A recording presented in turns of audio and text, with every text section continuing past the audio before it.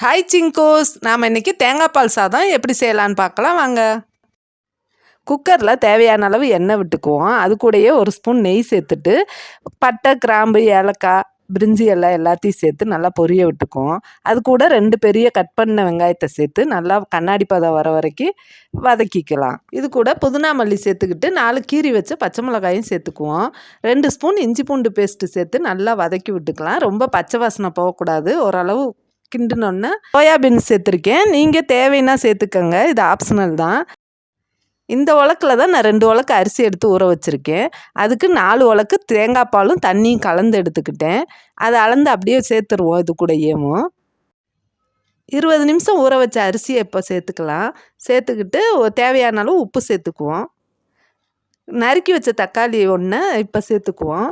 முதலையே சேர்த்துட்டோம்னா colour change ஆயிரும். அதனால் லாஸ்ட்டாக இறக்கும்போது சேர்த்துக்குவோம். குக்கரை மூடி 2 விசில் விட்டு எடுத்துட்டோம்னா தேங்காய் பால் சாதம் ரெடி ஆயிரும். அவ்வளோதாங்க.